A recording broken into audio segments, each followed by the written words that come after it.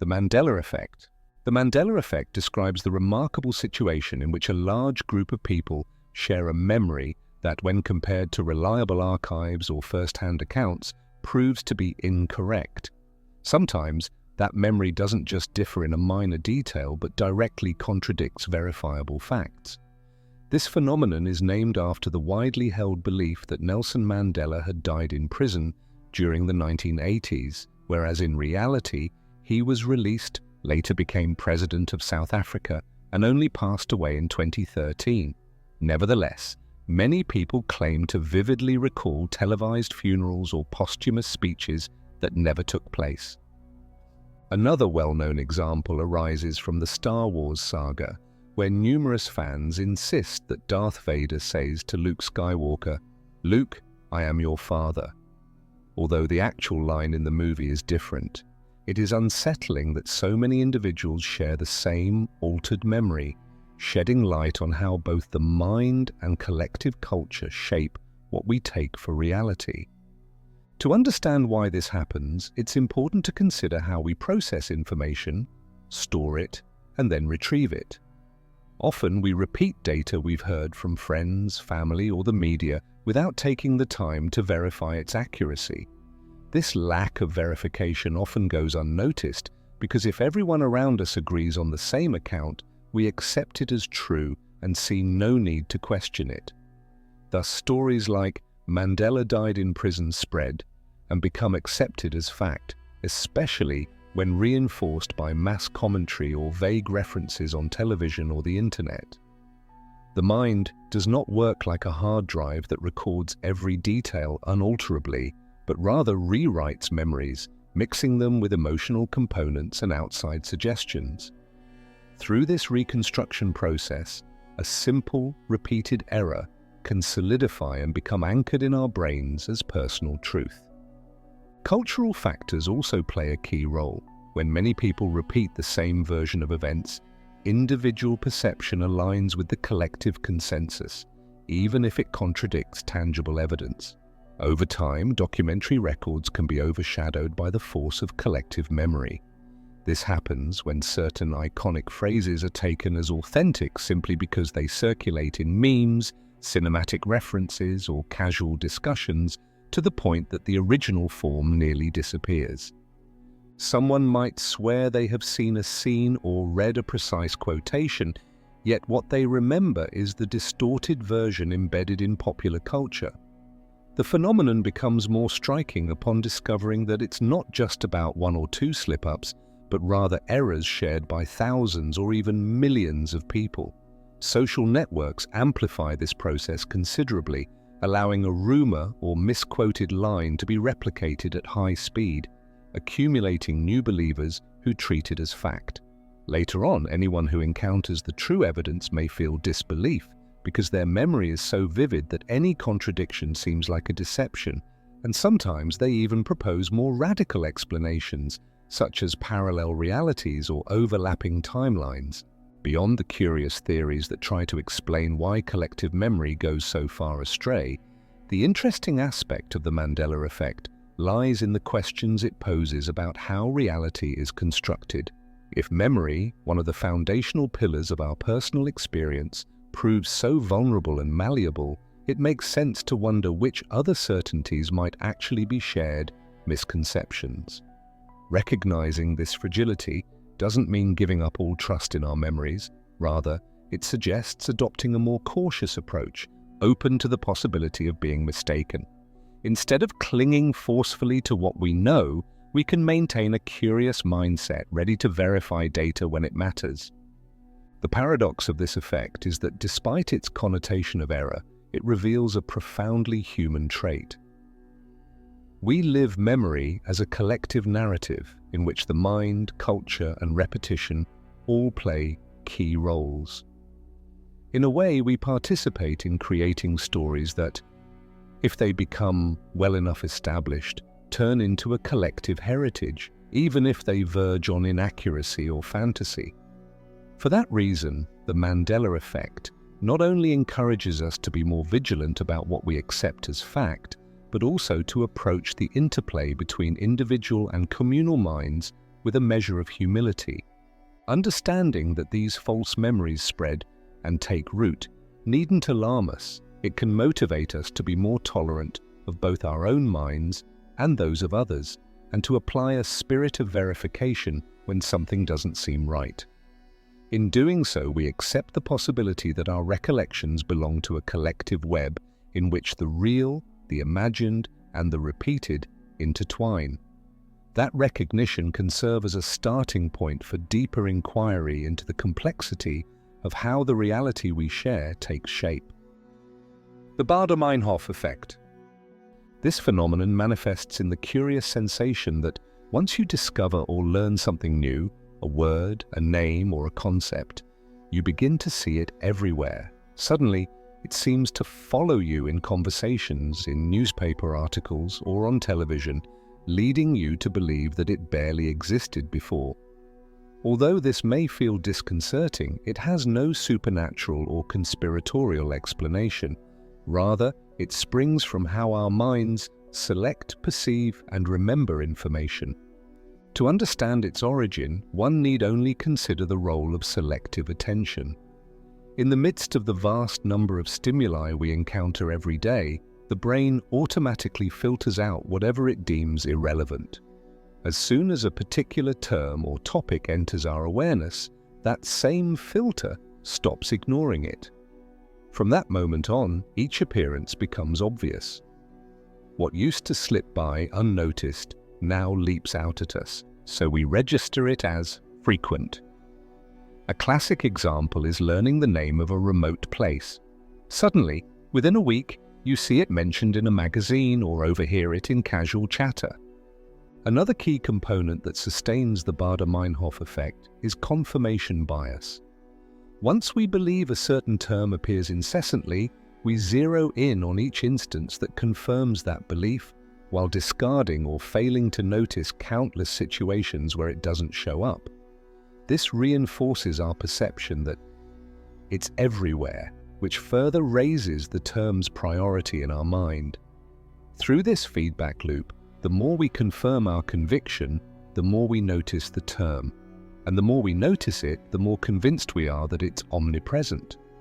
Combining these factors produces the feeling that the world has changed overnight, when in reality, only our way of noticing certain details has changed. It's not unusual for people to sense a hint of wonder or suspicion about it, almost as if they're receiving messages everywhere. Yet if we analyze what's actually happening, we see no real uptick in the term's presence, just an increased awareness. Our internal radar activates, pinpointing something we used to disregard. Knowing about this effect helps us interpret coincidences or alleged patterns with more caution. Often we discover a new musical genre or philosophical idea, then think it's suddenly popping up all around us, distinguishing between a subject that genuinely grows in popularity and the subjective evolution of our attention helps us avoid jumping to dramatic conclusions. True, sometimes both aspects coincide, maybe the topic is indeed spreading, but we needn't assume the universe revolves around us or that hidden forces are guiding our awareness. In everyday life, countless examples of this bias arise. Buying a particular car model and then seeing that same model constantly on the road is one. Before, we had no reason to notice that design. Now, having bought it or become interested in it, our perception changes, making it seem omnipresent. In more intellectual pursuits, if someone dives into Greek mythology, it can feel like everyone is suddenly talking about gods and legends, even though it's simply because now we're attuned to it. Recognizing the Baader-Meinhof effect is reassuring. Realizing that most of these coincidences or repetitions stem from selective attention and confirmation bias spares us from ascribing inflated meanings to what might simply be a normal mental process. It also wards off the temptation to believe that fate or some external force is sending us signals. From a practical standpoint, we appreciate that not every newly noticed repetition indicates a real uptick in our environment. More often, it's simply that we've toggled a switch in our minds. Ultimately, the human mind operates on efficiency principles. We cannot consciously absorb the deluge of stimuli around us, so we highlight or ignore things based on our immediate interests and concerns. The Baader-Meinhof-Effekt may initially feel intriguing or even puzzling, but it's hardly an unsolvable mystery. Once we understand the internal mechanics involved, it becomes clear that much of our subjective experience springs from mental filters we normally fail to notice. The philosophical razor of Halón. People often talk about Occam's razor as a principle for simplifying explanations. Yet there is a less famous version which, though similar in intention, displays a different nuance: Halón's razor. As with other logical razors, its goal is to prevent arguments from becoming cluttered with excessive hypotheses or ideas that, rather than clarifying, actually impede understanding. It's not just about favoring fewer assumptions, but about discarding conjectures that don't genuinely contribute to meaningful reasoning. To see how it works, it helps to compare this concept with Occam's razor, which suggests preferring the simpler explanation with fewer assumptions, all else being equal. Halón's approach highlights the coherence and genuine necessity of each statement in an argument, so it calls for a thorough check to see whether a given addition, however small, really provides additional clarity. If it doesn't, it's better to leave it out. Metaphorically speaking, we can imagine this razor as a tool that slices off unnecessary branches before they complicate the main trunk of the idea. In everyday life, it's common to spin a whole web of extra hypotheses when a problem doesn't resolve itself quickly. Suppose someone's computer fails, and lacking a quick fix, they start concocting theories about extremely advanced viruses or elaborate digital conspiracies without any evidence to back them up. Halón's razor reminds us that before jumping into such scenarios, it's wiser to check fundamental points, such as known software issues, loose cables, or a misconfigured setting that might fully explain the malfunction. Halón's principle doesn't bar us from considering more elaborate possibilities if the facts demand it. It simply urges us not to introduce them without justification. Embracing this perspective not only proves useful, but also lightens the mental load. Often we cling to far-fetched explanations that keep us from seeing simpler or more likely solutions. By applying Halón's razor, we reduce that overload, focusing on what truly helps and avoiding useless detours. If something remains a mystery or requires more in-depth analysis, we introduce it step by step, rather than crowding our reasoning with weak assumptions. It's worth noting that the principle doesn't deny the complexity of the world. Sometimes, situations are indeed complicated and call for hypotheses that aren't obvious at first glance. What Halón's razor rejects isn't complexity itself, but superfluous claims that fail to show real explanatory power. Moreover, it fosters intellectual honesty. Elaborate theories shouldn't simply be trotted out to cover gaps.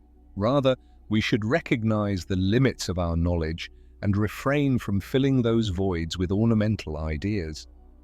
From an emotional standpoint, adopting this mindset fosters calm, both in debates and in self-reflection. At bedtime, it's common for the mind, seeking to tie up loose ends, to dream up disconnected stories, explaining why something happened or why someone behaves in a certain way. Halón's razor works as a remedy against that speculative overdrive. If we realize our added ideas aren't bringing us closer to the truth, it's wise to stop, admit that we lack data, and put off further speculation. Better to sleep peacefully than to concoct extra theories that lack foundation. Additionally, this principle encourages clearer communication.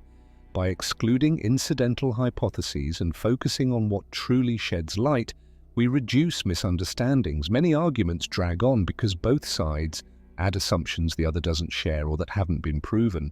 Halón serves as a reminder that instead of presuming the other person has this or that intention, we should ask or stick to verifiable facts, avoiding an edifice of impossible claims. Ultimately, the most practical aspect of Halón's philosophical razor is that it shows us how to prune those extraneous branches in our reasoning that lead nowhere. If something neither clarifies nor meets a real need, it's best left out of the discussion. Freed from that clutter, the mind is in a more stable position to think, resolve issues, and find rest. If, come nightfall, we sense we're spinning complicated explanations or guesses, we can make a mental cut and keep only what truly helps us understand or decide. By doing so, we gain a bit of serenity and come closer to a more peaceful slumber. Occam's razor. Commonly attributed to the friar and thinker William of Occam, this philosophical phrase can be distilled into a simple maxim: entities should not be multiplied without necessity. In more accessible terms, it means that when multiple explanations compete to clarify the same fact, the simplest one, or the one introducing the fewest assumptions, should be preferred, provided it adequately accounts for the phenomenon. This rule doesn't imply that the simplest explanation is inherently better than any complex alternative, but rather that we shouldn't assume more than strictly necessary if a more straightforward cause already explains what's happening. Historically, Occam's razor has had substantial influence in the progress of science and philosophy. In times when mystic assumptions or supernatural entities were routinely invoked to justify phenomena, this principle encouraged looking for explanations grounded in observation and logic. For instance, rather than attributing the onset of certain diseases to divine punishment or elaborate rites, it turned out more likely, and eventually proved correct, that factors such as microorganisms, poor hygiene, or a lack of sanitary measures were responsible. In modern scientific practice, the same inclination persists. One first attempts a more direct hypothesis before complicating the explanatory map. This doesn't mean discarding the possibility of more elaborate theories, but demanding strong evidence before introducing fresh assumptions or conceptual entities. If we examine some milestones in science, we'll notice that many extravagant hypotheses were dismissed once simpler but effective theories lit the way. The formation of the solar system, the evolution of species, or the chemistry behind combustion are examples where initially convoluted viewpoints gave way to more direct explanations built on just the minimal fundamental elements required. It's remarkable that this principle doesn't reject complexity outright. It only discourages embracing it without proof. In philosophy, Occam's razor has also served to debate the existence of new causes that might add confusion. Whenever something can be understood using familiar elements, inventing extra layers or appealing to unverifiable forces isn't deemed necessary. In everyday life, Occam's razor appears more often than we might imagine. Faced with a family or work issue, our minds frequently leap to intricate theories or assumptions that in truth may be unnecessary. For example, if someone arrives late to a meeting, we might think up secret motives, maybe hidden resentment, a deliberate attempt to undermine the relationship, or some other improbable scheme, when the most likely explanation is simply a traffic jam, absent-mindedness, or a minor inconvenience. Opting for the simplest approach isn't naivety, it's merely the refusal to invent a chain of suspicions when no facts support them. Applying this personal use of Occam can reduce anxiety.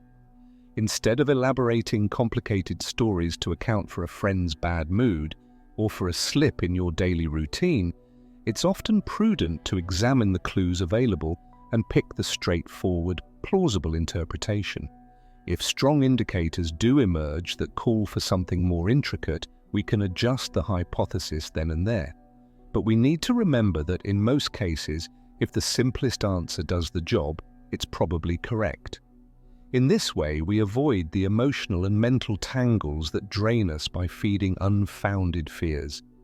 On a deeper note, one's bedtime experience can benefit from this idea as well.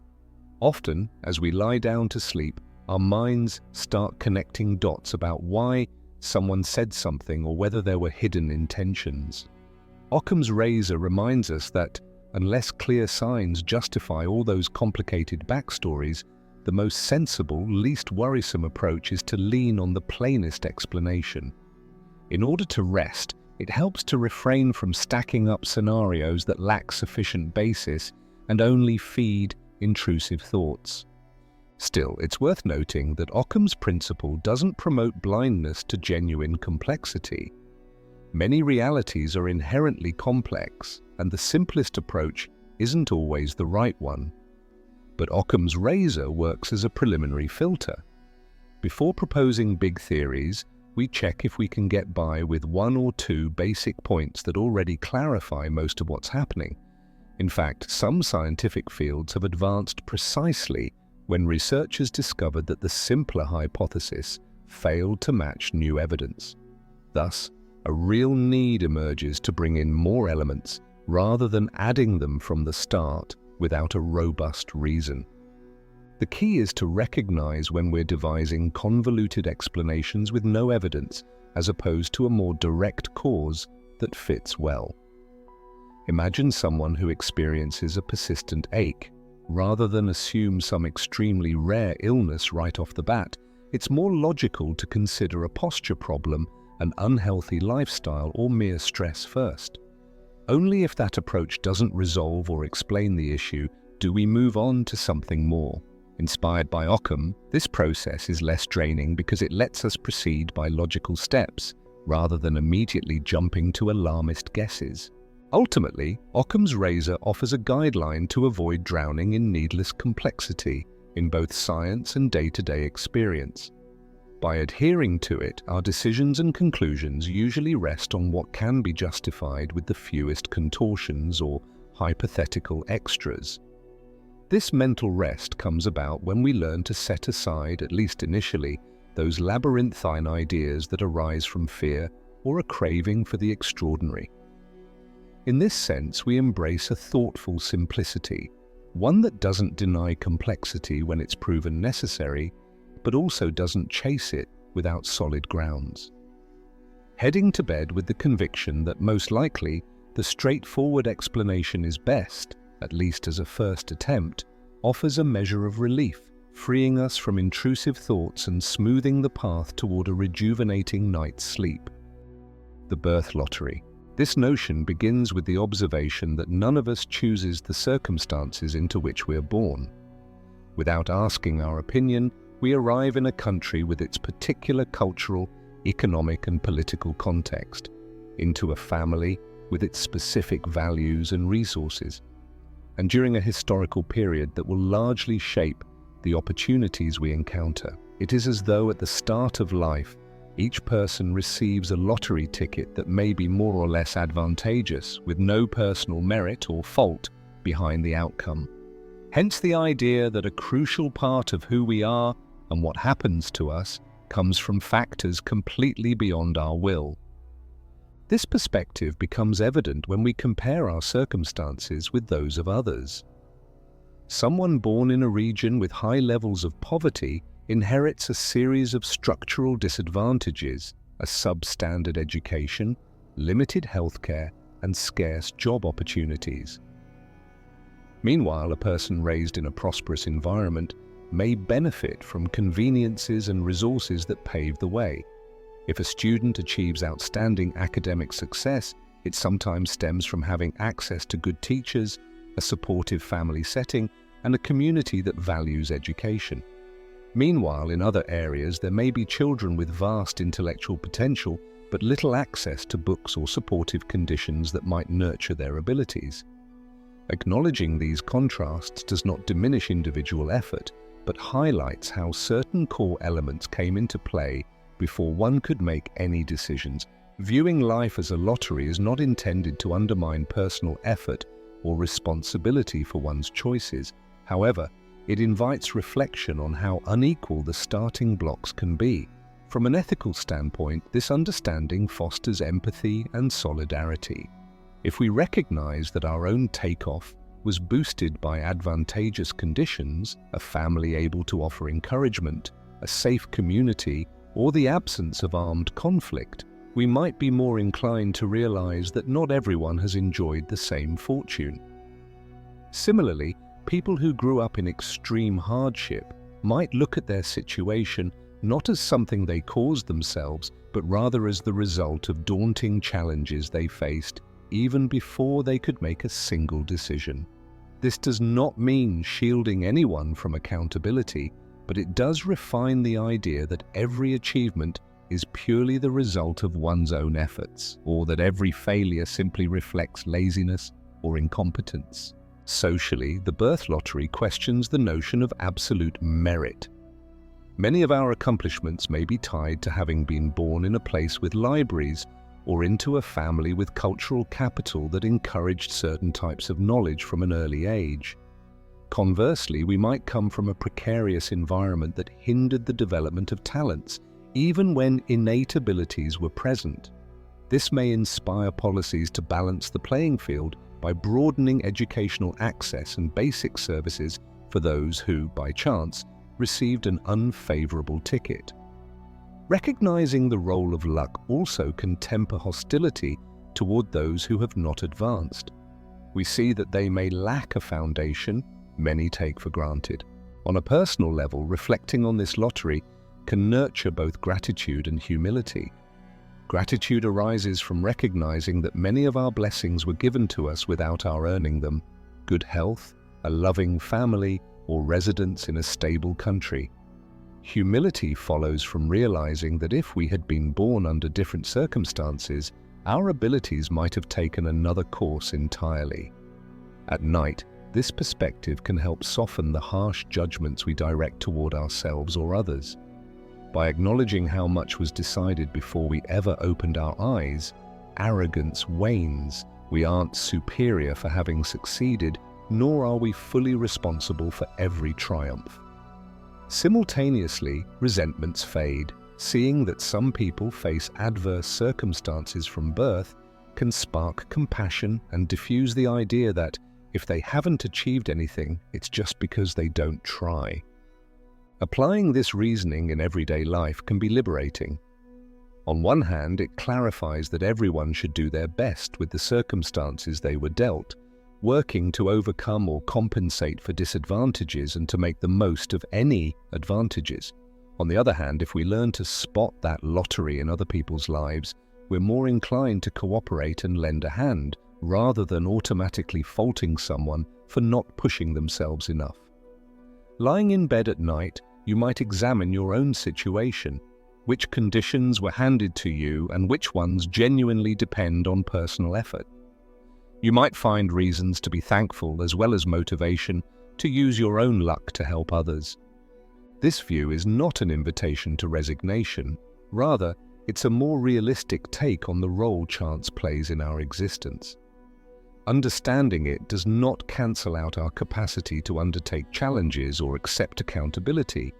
It simply urges us to acknowledge different starting points, leaving less space for hasty condemnation or unjustified self-glorification.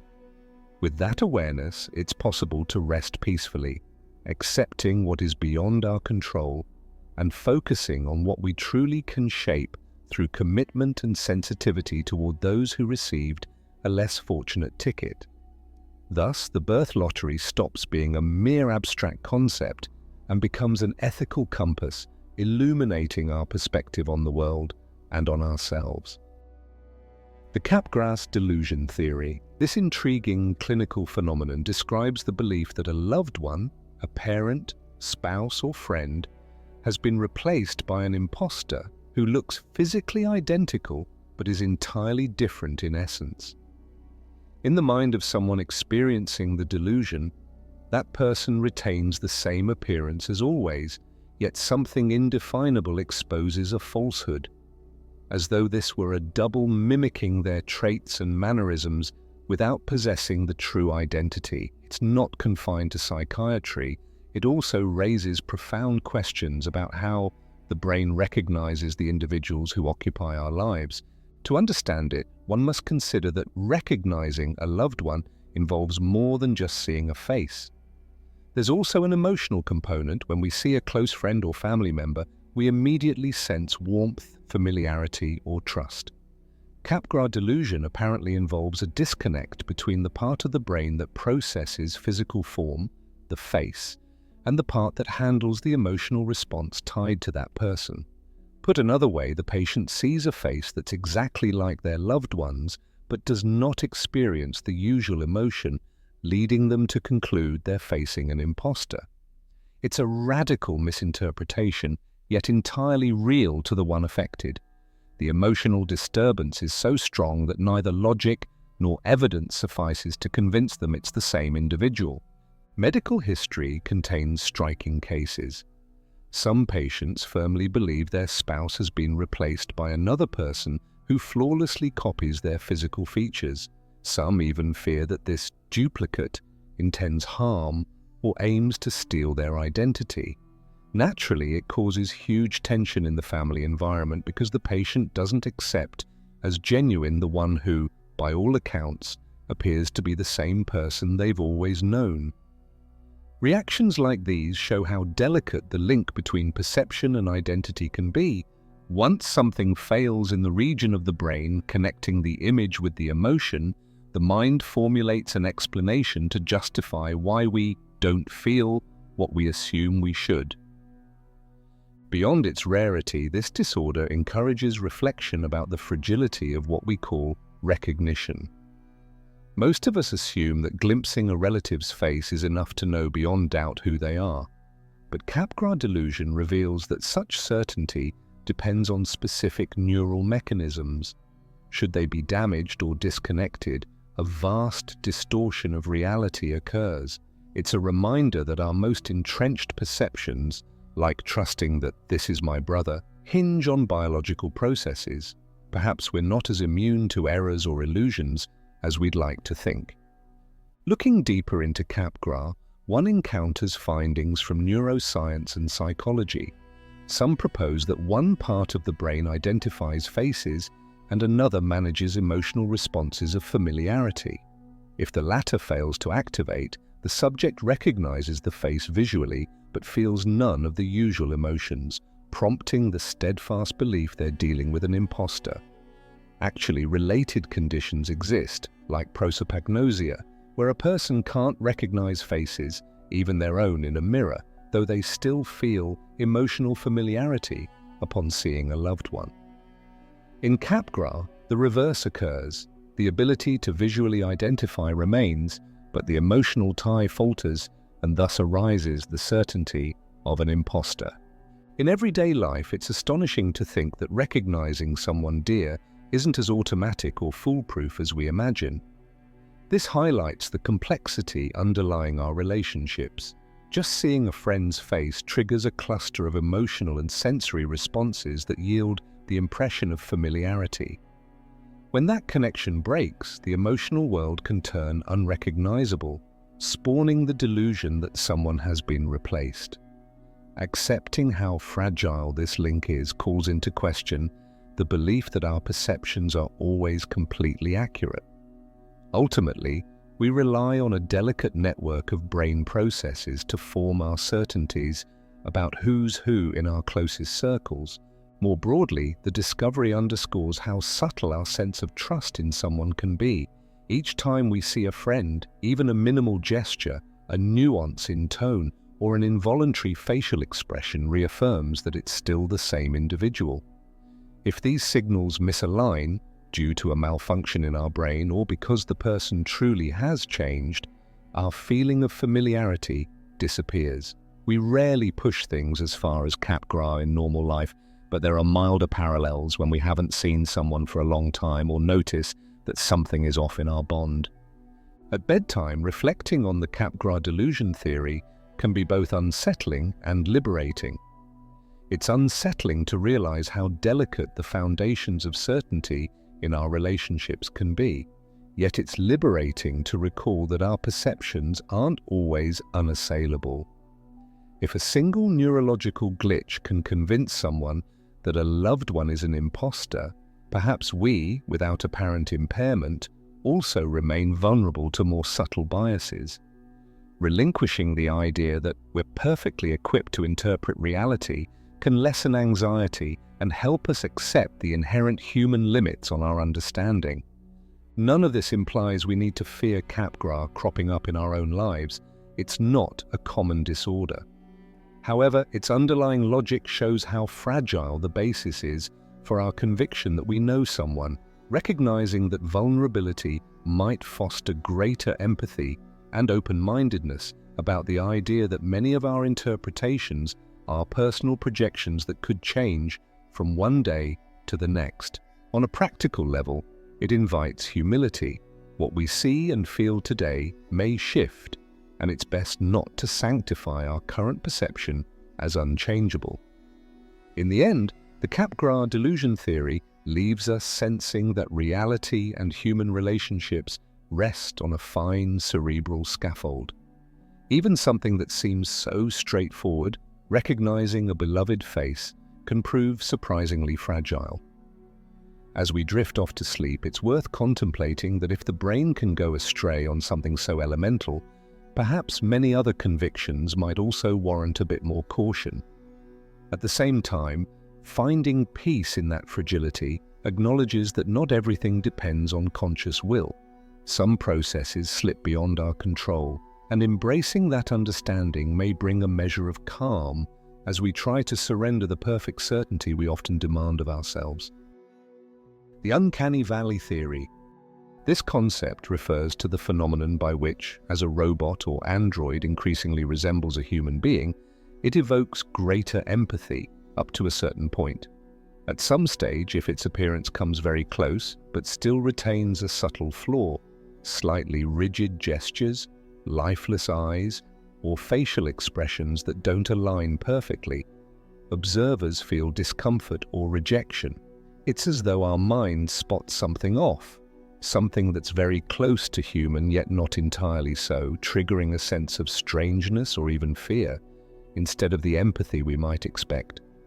The sudden drop in affinity or sympathy is what's called the valley, because it forms a sharp dip in the graph that shows how much we like an entity as it approaches human likeness. The origin of this theory can be traced back to robotics and animation, where creators noticed that if a robot looked clearly mechanical or a cartoon clearly stylized, the audience was happy to accept those mechanical or whimsical traits. However, if the design aimed for near-perfect human replication, but with a subtle mismatch, a gaze without real emotion or body movements lacking the subtle rhythm of life, spectators' reactions turned strongly negative.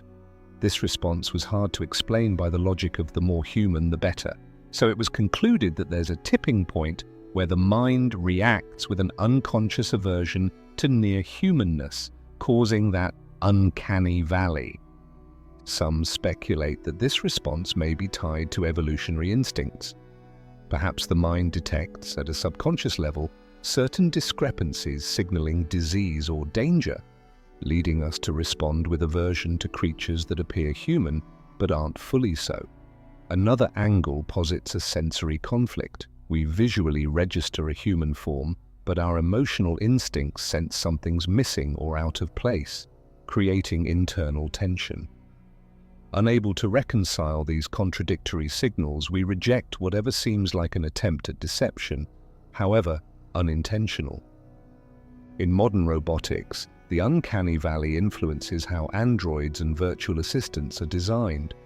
Engineers and programmers know that if they want their creations to be well received, they should avoid that valley. For instance, it's considered safer to give a robot a deliberately mechanical or cartoonish aesthetic than to aim for near perfection and not achieve it. Falling halfway can be risky. If realism isn't complete, a small lapse, a stiff blink, a frozen smile triggers the alarm of oddness. In digital animation and video games, the same principle applies. The audience tolerates and even appreciates stylized character models. But if the goal is to replicate someone in near lifelike detail, and the details of eye movement or skin texture fail, it becomes unnerving. Reflecting on this goes beyond robotics or art. It forces us to question what defines our sense of the authentically human. Evidently, it's not enough to copy external form, skin color, or facial proportions. We also need subtle expression, eye contact, breathing, and gestures that come from actual conscious life. When something tries to replicate them but slips up slightly, we sense the gap, which repels us rather than drawing us closer. We might think of the difference between a perfect replica, no matter how advanced, and a living, breathing face with genuine vitality. A deeper question is why we find it so disturbing when confronted with that nebulous boundary. Is it purely a perceptual trick, or is there something deeper that warns us about what isn't truly human? For everyday life, the uncanny valley reminds us of the nuance of our perception and our tendency to react viscerally to things that deviate from the norm, even when there's no logical reason to feel repelled. Look at the comments from people who encounter an overly perfect android lacking warmth in its expressions. The usual first reaction is negative, despite logically acknowledging the impressive design. Yet our immediate instinct is, something gives me chills. Applied to a nighttime routine, this theory speaks to the notion that the human mind is more finely tuned and mysterious than we often admit. Recognizing we might experience sudden rejection towards something almost human reminds us that familiarity shouldn't be taken for granted, and that the unfamiliar or different can stir unanticipated responses. Sometimes there's no rational basis for our unease, just that on a deeper level, something is out of sync with our brain's expectations. Perhaps before falling asleep, pondering this phenomenon can help us understand our relationship with strangeness and what unsettles us. Understanding that the mismatch between appearance and essence can sow confusion reveals how delicate human perception is. At the same time, it suggests a gentler stance towards such discomfort, not viewing it purely as a problem but as an indicator of the complex interplay between our senses and our assumptions. Thus, the uncanny valley transforms from a curiosity of robotics into a reminder that, even in the darkness of night, we are beings who subtly react to whatever surrounds us, and that what's almost familiar can unsettle us even more than what's openly unknown. The philosophical concept of Yūgen. Yūgen is a Japanese aesthetic term referring to a profound, intimate form of beauty that one senses intuitively and can't fully express in words. When we say Yūgen, we evoke a feeling that transcends the ordinary, placing us in a realm of mystery, suggestion, and inner stirring. Certain experiences in nature or art can spark this state of awareness. A sunset seen through dense veils of mist, the soft murmur of a forest illuminated only by faint moonlight, or a musical phrase that, with minimal notes, reaches the deepest part of us. Each of these scenarios points to something that eludes direct definition, but strongly resonates within as a glimpse of beauty that goes beyond the obvious. In traditional Japanese thought, Yūgen is not just an isolated aesthetic effect. It's a quality underlying the world, accessible when our mind opens to intuit what remains beyond direct explanations. It's often associated with a sense of mystery, not a frightening darkness, but rather a twilight that stirs the imagination, suggesting there's more than literal words can capture.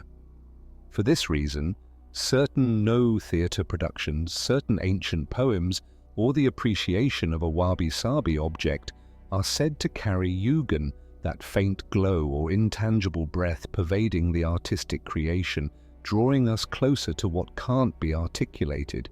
It's worth asking why we feel such reverence for something only partially glimpsed through shadows or haze.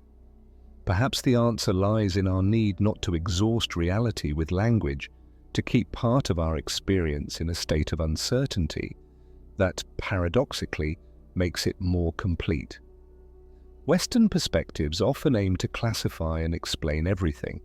By contrast, the idea of Yūgen embraces the notion that some experiences gain value by resisting a neat description.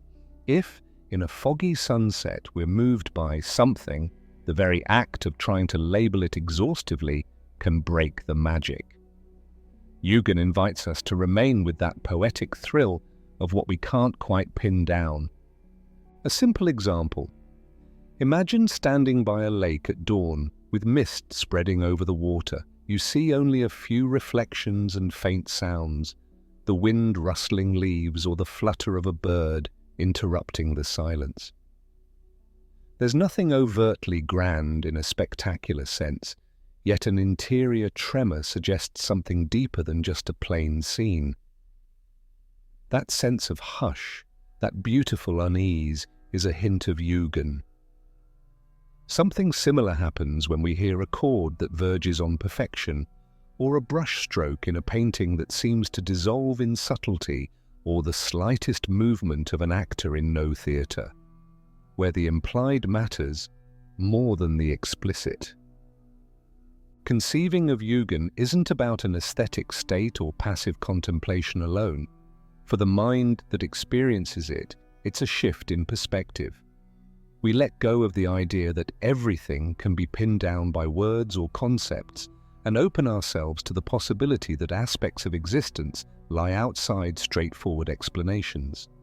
We don't abandon knowledge, but we accept the importance of those vague, misty features that touch us emotionally or spiritually.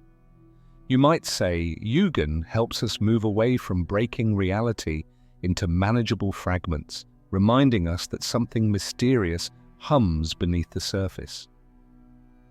When it's time to sleep, this notion can be simultaneously calming and stimulating for the imagination. Instead of dozing off amid rational analyses, we allow the mind to roam in that poetic realm where we don't reach definitive conclusions. We embrace the possibility that in the quiet of night there are faint currents, shadows not as ominous but more protective, and lights that don't clarify everything but suggest something larger. In a world full of explanations and information, consciously welcoming the indescribable can be soothing, relinquishing the urge for intellectual control and surrendering to a rest filled with hints. People who practice meditation or contemplation can find Yūgen supportive of their moments of inward focus. We learn to notice gentle details, the penumbra around an object, the silence between two musical notes. Instead of chasing concrete answers, we cultivate sensitivity to that emotional or spiritual resonance arising when we perceive something both beautiful and mysterious. When we sense it, we sometimes feel a near sacredness, as though connecting humanity and the intangible. No theatre, where Yūgen plays a central role, employs stillness, minimal gestures, and masks with faintly outlined expressions. The audience witnesses slow movements and quiet singing, submerging themselves in an atmosphere where the heart peaks beyond what's stated. That impression is Yūgen, a beauty that doesn't flaunt itself, but filters through subtlety, allowing the observer's personal emotion to fill in. Often, that understated moment affects us more than a lavish display of lights and noise because it appeals to our imaginative capacity. In a more modern Western context, welcoming Yūgen can serve as an antidote to an excess of literalness. Without turning our backs on science or explanations, we can leave some room for that which slips past our intellect, feeding our sense of wonder and creativity. Experiencing that interplay, seeing and also intuiting without needing to unravel everything, broadens our sense of beauty. At bedtime, it may be pleasing to recall a moment from the day that hinted at Yūgen, however small. Perhaps the silhouette of a tree at dusk, the distant sound of music on the street, or a lamp's reflection in the window. By allowing ourselves to pause, if only briefly, to feel that which doesn't lend itself to easy naming, we nurture a sensitivity that doesn't crowd the mind with definitions, but frees it to explore poetry in existence. Yūgen isn't a physical object, it's a way of perceiving those invisible threads, reminding us that in this vast universe, there remain places where the known and the unknown intertwine with a whisper. Thus, drifting off to sleep becomes more than a physical act, transforming into a gentle surrender to a realm where the tangible and mysterious mingle, inviting dreams filled with new and ineffable possibilities. The concept of ma. In Japanese aesthetics and culture, ma refers to a meaningful space or pause that shapes the relationship among the elements surrounding it. At first glance, it might seem to be a simple void or the absence of something tangible. However, in the Japanese viewpoint, that so-called emptiness isn't regarded as a lack. Rather, it's viewed as an active, essential part of the experience. Ma provides balance, highlights the elements it frames, and ensures that each detail carries a deeper meaning than it would if the space were overcrowded. Essentially, it's an interval that heightens the presence of whatever occurs or exists around it. By way of illustration, let's consider music. The silence that comes between two notes isn't dead filler. On the contrary, it helps define and amplify the value of each note, giving it clearer contours. When a composer inserts precise pauses, they offer our ears a chance to breathe and anticipate, intensifying the melody's emotional impact. Similarly, in traditional Japanese architecture, so-called empty spaces aren't just lifeless voids, they're intentionally planned to foster a sense of breadth, enhance the beauty of the built structures, and underscore the importance of the surrounding natural environment. For instance, a home with an interior courtyard will let this central emptiness act as a hub that distributes light and air, making contemplation of that small garden a near meditative act. From a Western perspective, ma can initially be hard to grasp since many cultures favor completeness and visible functionality in every corner. Yet in the Japanese tradition, emptiness isn't neglect, but a dialogue that highlights both what's present and what's absent. In an East Asian ink painting, for instance, only a few brushstrokes may be laid down, leaving large blank areas. That blank then becomes an active component of the artwork, suggesting, inspiring, and hinting at the presence of a landscape not literally depicted. It's precisely the skillful handling of that space that triggers an emotional response in the viewer, who must internally imagine what's missing on the paper. Thus, it prompts a kind of sensitivity that extends well beyond filling every available spot. Ma then implies a different kind of awareness, realizing that silence or a pause can accentuate what follows. Not occupying everything is a gesture that allows resonance, both physical and emotional, to emerge. This is visible in the tea ceremony, where every movement has its rhythm, each object has a place, and a margin of stillness separates one action from the next. That margin is ma, a space for absorbing what just happened and preparing for what's about to come. Without such a break, everything would flow too continuously, crushing the subtlety in its path. Bringing this principle into daily life encourages us to rethink how we organize our time and our spaces. We often rush to fill every minute with tasks, to decorate every corner of the house with furniture or objects. Ma reminds us that a moment of inactivity can be as crucial as an action, and that emptiness or simplicity can enhance the beauty of whatever we do include. Rather than panicking at a lull in conversation, we can recognize it as a chance for deeper reflection or emotion to surface. Instead of cluttering our room with decorations, we can keep a certain area open, so that merely sitting and gazing fosters that sense of order and balance that feeds an inner calm. This idea of a significant interval isn't limited to physical dimensions, it also applies to emotional and mental realms. How often do we pack each day with ceaseless scheduling, bombarded by messages, notifications, and worries, giving our minds no pause for rest?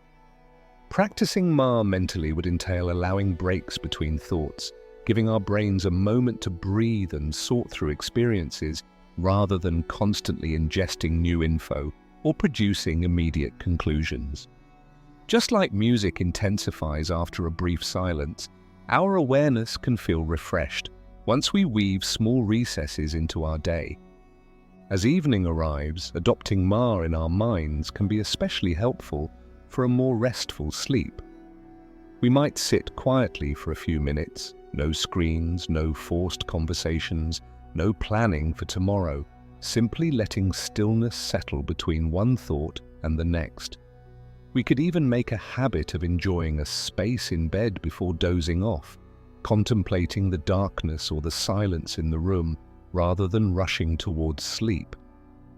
If we greet that interlude patiently, it becomes a psychological ma, a pause between daytime clamor and the state of dreaming. It doesn't mean converting every spot into a barren desert. In its core, ma signifies a harmonious balance, not total absence of things or events. It's about astute management of how many elements we include and how much empty in silence or space we allow so that each one can resonate. Similarly, in Japanese dance, a performer's moments of stillness or a subtle gesture can have a huge expressive impact precisely because it gives the audience time to internalize the emotion. Be it called a break, a silence, or a void, that blank area takes on a starring role and frames what we see. Viewing it as part of our routine invites a more contemplative attitude. One needn't be an artist to practice it, just look for daily opportunities. While walking down a hallway, pay attention to the transition from indoors to outdoors. While setting the table, carefully arrange each item but leave an uncluttered corner. In conversation, realize that a couple of seconds of silence isn't awkwardness, but rather a precious pause that adds weight to the words spoken, letting the next ones emerge more naturally. This shift in viewpoint frees us from the pressure to fill every pause or gap, which can be a relief. Before sleeping, reviewing the notion of ma can remind us that not everything is resolved by constant action or constant thought. Leaving a gap in our thinking is akin to leaving a silence between musical notes. It accentuates what's already there. In this instance, it might help highlight the day's events, offering them a space to be processed. After that brief pause, body and mind will feel more open to letting go of tensions and slipping gently into slumber. By morning, there may remain a calm sense of order, testimony to how blank spaces, even in the invisible realm of our mind, can matter. In essence, the secret of ma is recognizing that harmony emerges not from endlessly adding elements, but from skillfully balancing presence and absence, so that each thing resonates in its proper measure. The concept of Wabi-Sabi.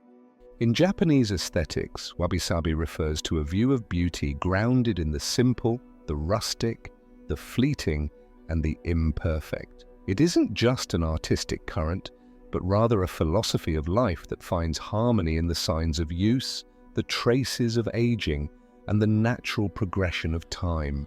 Anyone who explores the world of Wabi-Sabi comes to realize that the worn-out, what has endured throughout history with a certain noble deterioration, holds a charm that's difficult to replicate in pristine, brand-new objects. As a Japanese saying notes, perfection is cold, whereas the irregularities reveal the warmth of life. To better grasp this concept, imagine a ceramic bowl with a small crack or a slightly uneven rim. According to conventional thinking, that bowl might be deemed defective and tossed out.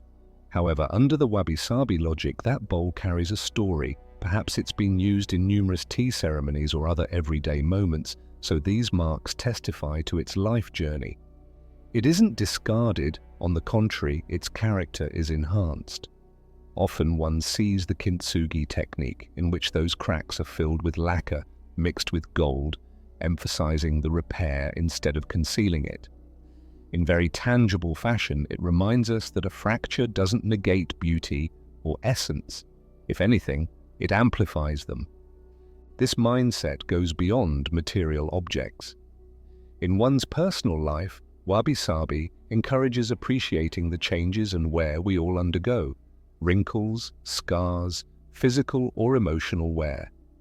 Far from viewing them as flaws, they're seen as part of how everything naturally exists. Contrary to the aesthetic standards that demand unbroken constancy, the Wabi-Sabi perspective embraces the evolution of things and the inherent frailty of all that exists.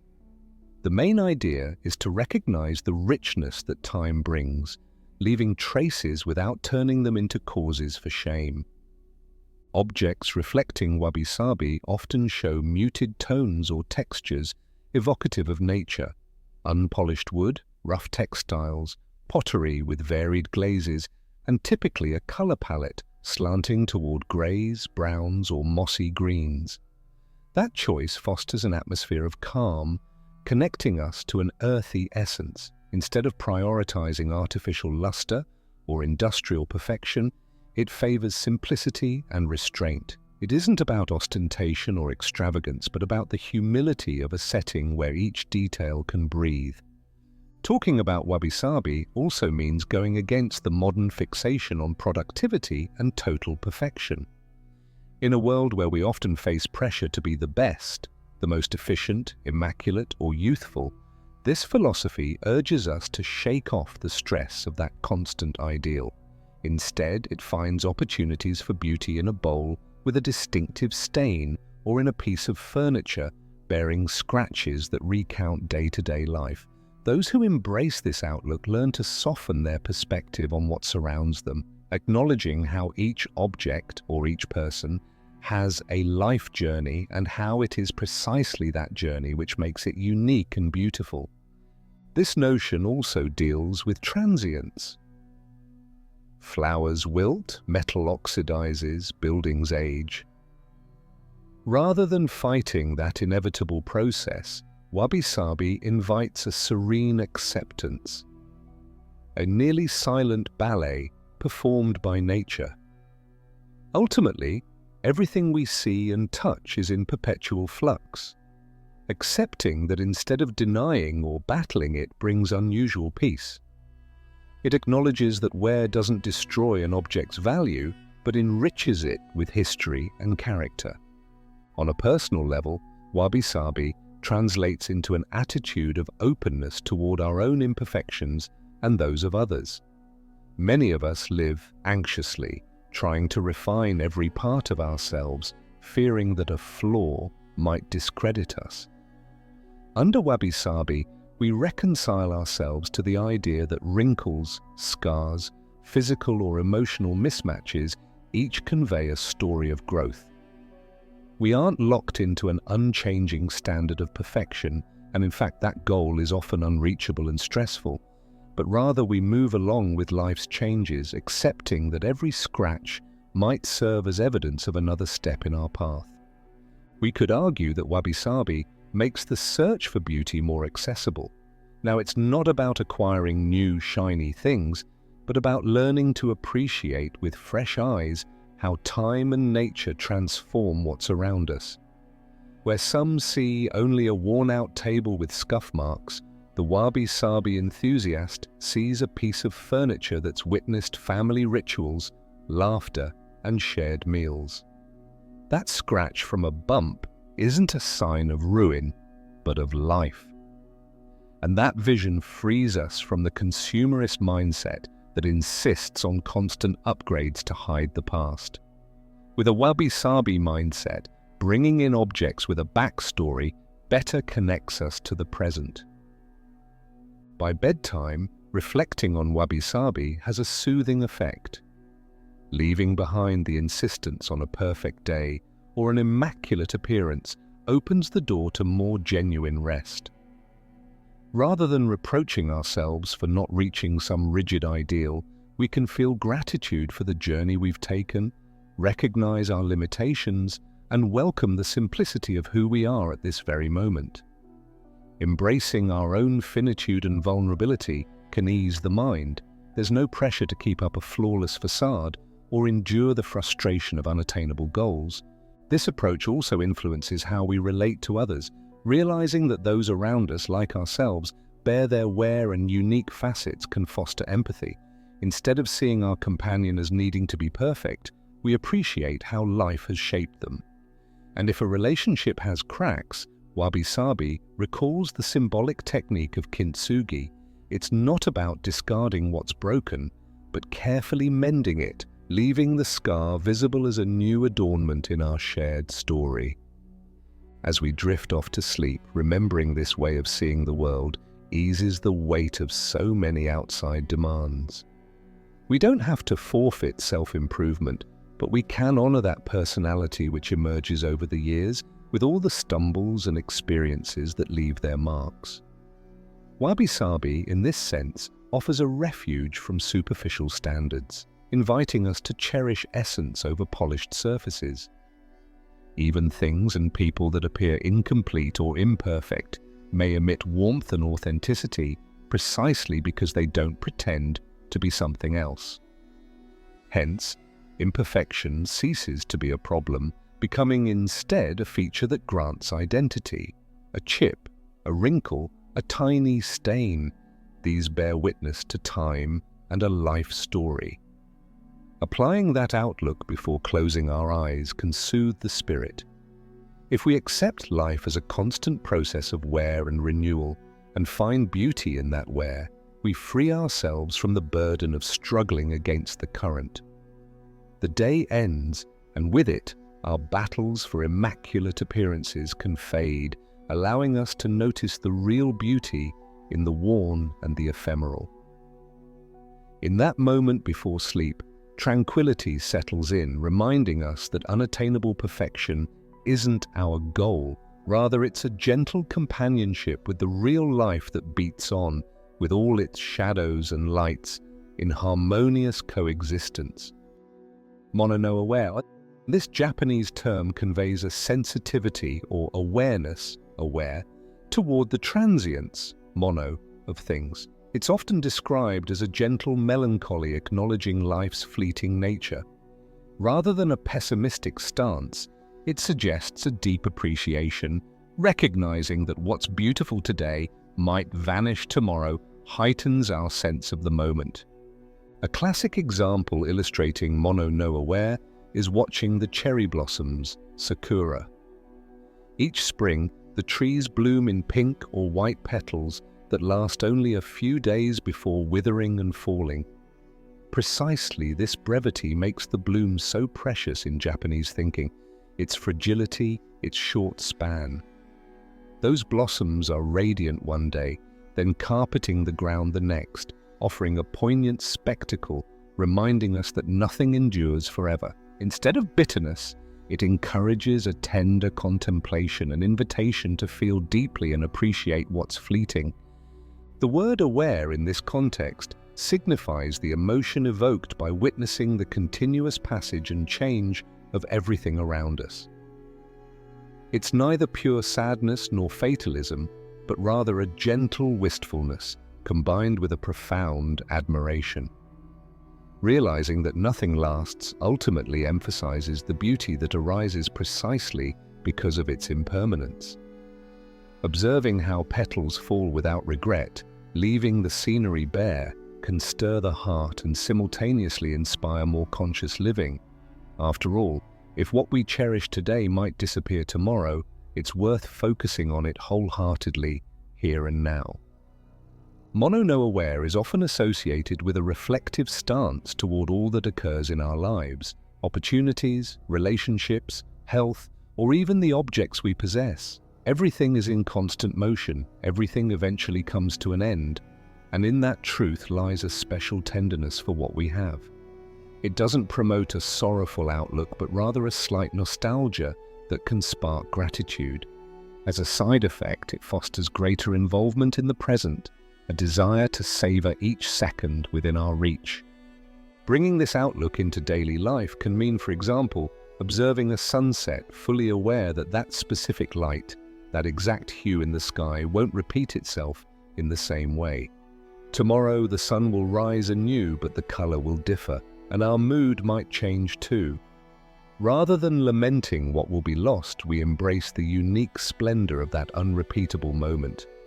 Commonly, Japanese literature, through poems or novels, highlights how the heart can be moved by a seemingly ordinary scene, which, by its fleeting nature, acquires an extraordinary nuance.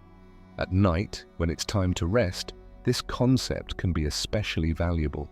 Many of us go to bed with minds cluttered by expectations for the next day or by longing for things past that won't return.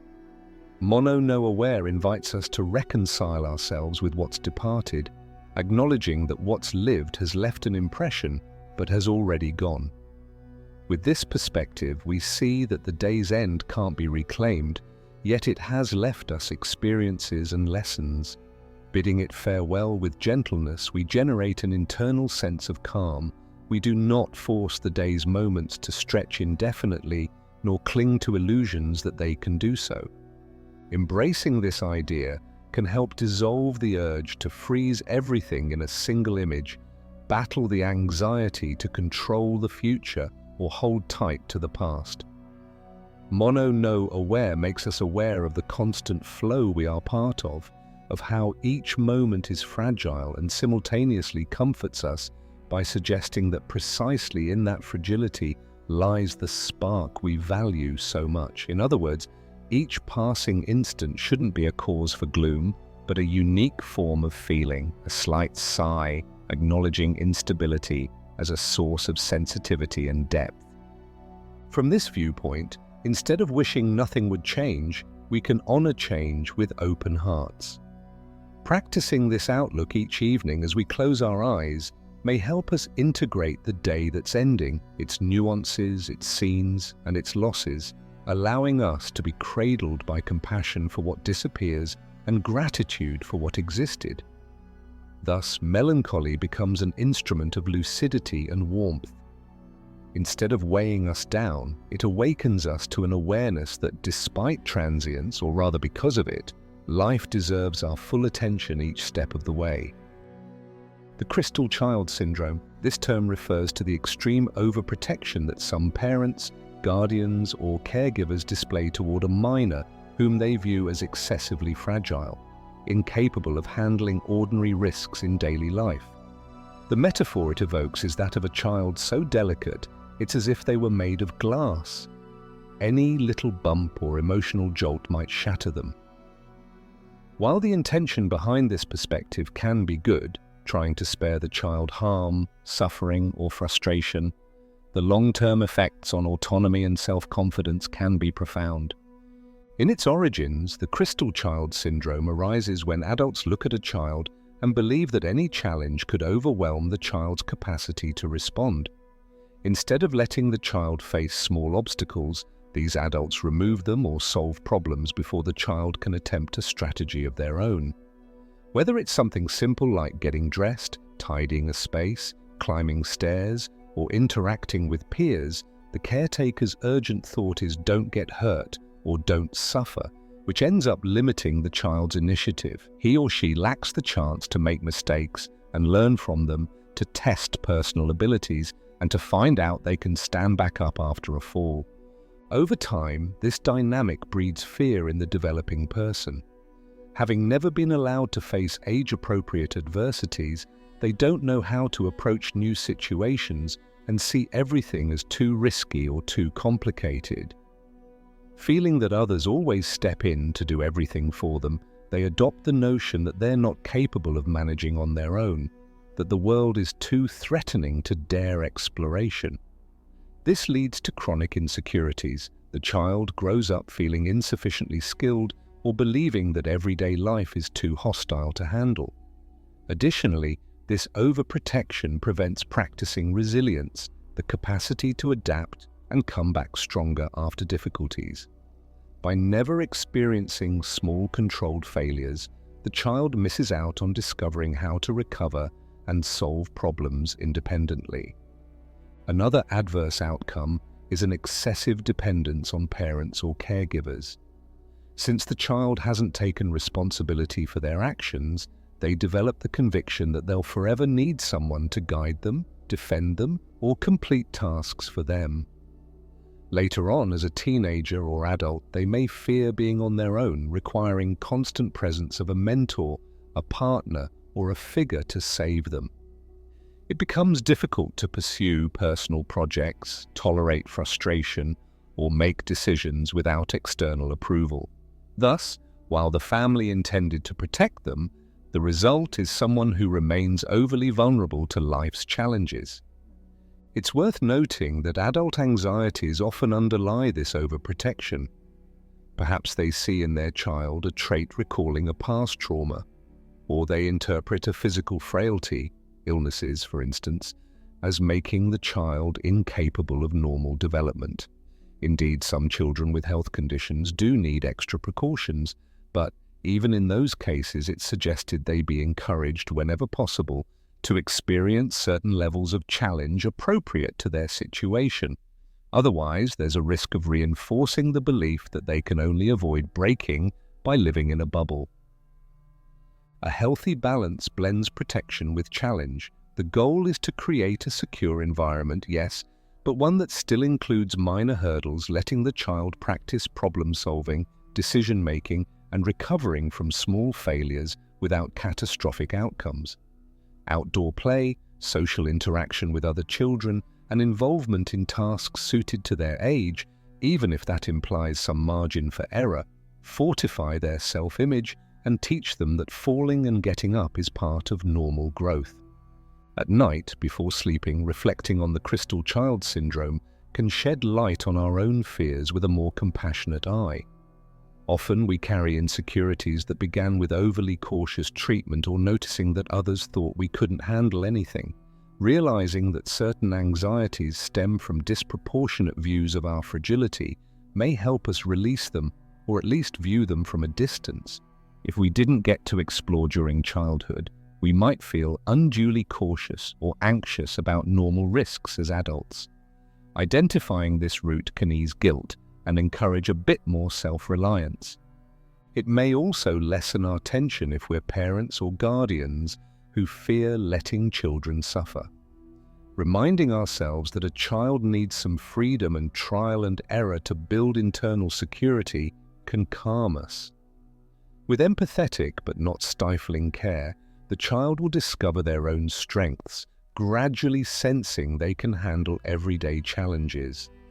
Hence, they won't grow up thinking a minor stumble is a threat to their well-being, but rather one of life's many lessons. A practical tip is to distinguish between truly extreme risks and minor challenges fitting a child's stage. Granting freedoms proportional to their abilities, supervising without intruding, supporting without hindering exploration. These require careful skill, refined by experience. In that sense, nighttime offers a moment of stillness to check whether, during the day, we allowed the child or ourselves the chance to try, make mistakes, learn, and try again, rather than stepping in too quickly. For those who, as adults, feel lacking in courage to tackle new things, it might be worth acknowledging how "don't get hurt" messages in childhood took root too deeply. Changing our internal narrative and allowing ourselves to fail, even in small tasks, can help us move beyond that mental bubble. If, when we're in bed, we feel uncertainty or fear of breaking in the face of the unknown, we can recall that much of that sensation stems from disproportionate ideas about our fragility. With that insight, it may be easier to let tension slip away and surrender to rest, with the hope of awakening a bit freer from the crystal image. Essentially, the crystal child syndrome speaks of a tendency to see a developing human as extremely delicate, thereby constraining their autonomy and resilience. The remedy lies in balancing genuine care with confidence in their capacities, allowing life to contain manageable difficulties. This balance promotes emotional growth that avoids dependence and deep-rooted insecurity. Revisiting these nuances at the end of the day reminds us how crucial autonomy and tolerating small risks can be in forging a sense of competence, leading to a fuller life experience.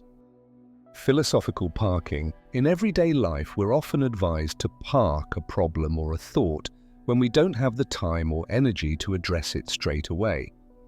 The notion of philosophical parking takes this idea a step further, suggesting that, much like when we park a car in a specific spot and mentally note where we left it to avoid losing track later, we should also know where we've parked parked our ideas, beliefs, or plans before continuing with our daily tasks. This simple strategy can make a remarkable difference in preventing our minds from wandering down dead ends, dragging confusion along throughout the day, or going to bed with a mental hum that disrupts our rest. The first reason to practice philosophical parking lies in the mental clarity it provides. All too often, amid the bustle of the day, we jump from one task to another without fully completing our reflections or solidifying the conclusions we've reached. Then we find ourselves adopting positions or defending theories whose origins we don't quite recall. It's as though we left our reasoning unfinished without noting our train of thought. So later, when we want to pick up the discussion or resume that line of thought, we feel lost, no longer sure how to proceed or why we chose that particular stance in the first place. If instead we took a moment to mindfully park that idea or the conclusion reached so that we can find it again easily, we drastically reduce these sorts of mix-ups. Moreover, this metaphor fosters mental organization. Throughout the day, we might accumulate various matters to think about: a work-related problem, a personal question, an interesting theory we heard in a podcast, a plan for the weekend. If all of that remains indefinitely afloat in our heads, we run the risk of mixing them, confusing priorities, or changing our mood due to the sense of "I haven't resolved anything and everything's halfway done." Philosophical parking proposes assigning a place in our mind to each of these issues. Just as when we reach a destination, we choose a parking spot for our car and mentally record the reference, the floor in the parking garage, the space number, or the tree we parked under. So too, at the end of the day, we can decide where in our mind we'll leave each topic. For example, if it's a work issue we'll handle tomorrow, we park it in the morning to-do list. If it's a personal matter that needs more information, we mentally note, "I'll investigate X when I have a free moment," and so on. By giving each matter that place in our thinking, we keep it from blending with irrelevant points and, above all, from slipping our minds. When we park our car, we know that at the time we need to head out, we'll go directly to pick it up in that same spot. With ideas, the logic is similar. If we take note of them, perhaps writing them down or mentally designating a space, "I'll revisit this on Thursday," then it'll be easier to retrieve them at the proper time. This spares us the frustration of having had a great idea or an answer to a question, only to lose track of it amid the daily tumult. Philosophical parking is akin to a sort of mental management that brings relief. We're no longer forced to keep every matter constantly in our consciousness, yet we don't abandon any of them without a way to find them again. There's another benefit, the release we feel when we know that while we can't take action on an issue, it's safely parked. If we drive somewhere and won't need the car for several hours, we park it in a secure spot and proceed with our activities, seldom worrying about the car in the meantime. Similarly, if we're dealing with a family issue that won't resolve until a certain date or until someone else does their part, there's no sense in ruminating about it non-stop. By parking it, we acknowledge, "I can't move this forward right now. When the time comes, I'll address it again." We ease the tension arising from, "I don't know what to do with this worry." We're not ignoring it, merely deciding, very consciously, where to put it until we can come back to it. Applied to nighttime rest, philosophical parking has a deeply calming effect. Often we try to sleep with a jumble of unresolved thoughts, none of which have been processed or arranged. This leads to insomnia caused by fearing we might forget something crucial, or the anxiety of believing we should keep turning an issue over in our minds. If, before bed, we give ourselves a few minutes to mentally review the day's pending items and decide where to park them, letting go becomes much simpler.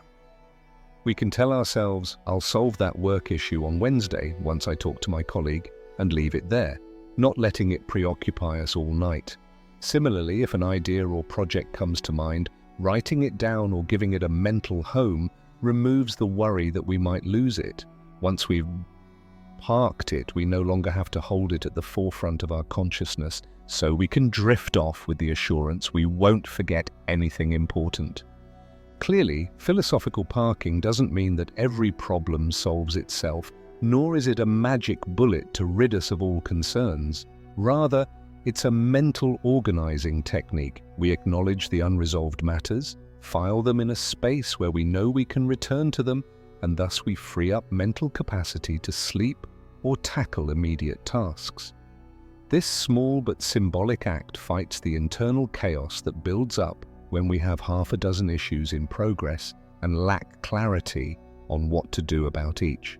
Ultimately, the moral of this metaphor is that we should avoid going about life without knowing where we parked our beliefs, conclusions, or pending decisions. Just as losing our car in a massive parking lot causes stress and wastes time, losing track of our ideas in our mind leads to confusion and the feeling of lugging an invisible burden. Conversely, if we develop a habit of thinking, where and how am I saving this reflection? After finishing a debate, postponing a decision, or resting our head on the pillow, we adopt a mental discipline that, in the long run, brings less muddle and a deeper rest. Parking our concerns isn't neglecting them, it's a matter of allocating a space to revisit them at the right time with a calmer head ready for action. The Codex Seraphinianus theory. This enigmatic piece is the creation of the Italian artist Luigi Serafini. It's an illustrated book resembling an encyclopedia, written in an invented language which, to all appearances, has its own grammatical coherence, but whose content is utterly indecipherable to the average reader. Since its publication in the 1980s, it has fascinated collectors, curious onlookers, and enthusiasts of the surreal. Within its pages are bizarre illustrations, impossible flora and fauna, anatomies that defy logic, machines that couldn't exist, and scenes mixing natural elements with dreamlike architecture. As you leaf through it, you notice that despite the meticulous detail and apparent perfection in each stroke, it all belongs to a universe bearing no obvious connection to our own. Part of the Codex Seraphinianus's impact comes from the feeling that its author, if he wished, could reveal the system behind this unknown alphabet, explaining the underlying code in every drawing. But he never has. Each reader thus confronts a text that, although it looks orderly and systematic, remains completely incomprehensible. The book, with its semblance of a Renaissance or illustrated encyclopedia, pretends to show chapters and sections as if discussing zoology, botany, or anatomy of a parallel world. Yet it's all suggestion, because the inability to translate its content both frustrates and captivates. It feels like it contains a certain knowledge that our mind can't access because of an unbreakable linguistic barrier. Beyond its strangeness, this work has become, in a sense, a cultural and philosophical symbol. Why? Because it illustrates the possibility of texts or forms of knowledge that, however meticulously organized, remain outside our frame of reference. Through his codex, Serafini conjures a universe with rules and laws unrelated to ours. There's even a hint that one day we might encounter a fully structured language so distinct from ours that we couldn't decode it. This recalls notions of total incommunicability with an alien culture or a lost civilization that left behind an untranslatable script. The Codex Seraphinianus embodies that experience of facing something meticulously built, yet still foreign to our conceptual map. While some have searched for a hidden meaning or a decodable system in the text, Luigi Serafini himself has noted that his goal was to evoke the same sense of perplexity a child feels when confronted with a book in a language they have yet to learn. In that sense, the work restores our innocence toward language, dismantling the familiar confidence that human beings can classify and read everything. We blink at its images and script, realizing how accustomed we are to having a manual, a glossary, or a guide explaining it all. Here, we're on our own. Yet at the same time, the beauty of the illustrations lulls us with boundless imagination. Through this feeling of bafflement or wonder, the Codex Seraphinianus also takes on a sort of liberating quality. It implies that not all knowledge must or can fit the parameters of our logic. It invites us to contemplate the possibility that certain knowledges lie beyond our understanding, but still hold aesthetic or evocative worth. It's akin to seeing a text in an unrecognized language, yet finding a visual delight in its calligraphy. In this way, it underscores the pure act of enjoying what we can't comprehend. The Codex exemplifies that experience of marveling at the indecipherable, which can be both poetic and pleasing. This reflection leads to what we might call an imaginative refuge. In a world run by immediacy and the urge to grasp everything, opening the Codex Seraphinianus and realizing we can't decipher a single word of it can serve as a soothing reminder of the limits of our knowledge. And beyond those boundaries, there is beauty. A person who might feel restless over not understanding can instead embrace the opportunity to surrender to the enigma. Hence, come bedtime, picturing the existence of books or messages that elude comprehension may help us release the pressure to make sense of everything, reveling in the charm of mystery. It's not about abandoning curiosity or intelligence, but rather recognizing that once in a while, our minds appreciate the chance to dream of what's unattainable. The Codex shows that even in contemporary aesthetics, it's possible to find a work that insists on keeping us in suspense, as though we were facing a specimen from another dimension. The impossibility of unraveling it becomes, oddly enough, a source of calm. Unlike many books that demand thorough reading or deciphering their message, we can browse here and enjoy it without attempting a literal reading, letting ourselves be led by the visual aspects and the strangeness of its non-language. To some, this book acts almost like an antidote to the anxiety of understanding. Browsing through it, we reconnect with the idea that no matter how much humans learn, there will always be frontiers and insurmountable walls. Maybe in another time or from a different angle, these images and writings would seem perfectly logical. For us, they're a mystery, and in that mystery lies their hypnotic power.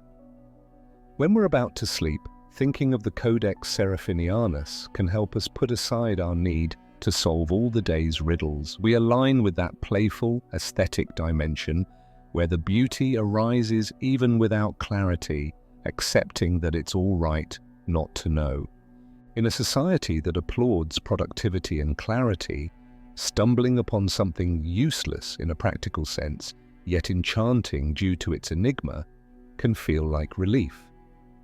Instead of exhausting ourselves trying to decode it, we're free to enjoy it as it is: surreal illustrations, impossible creatures, pages that feel from another world.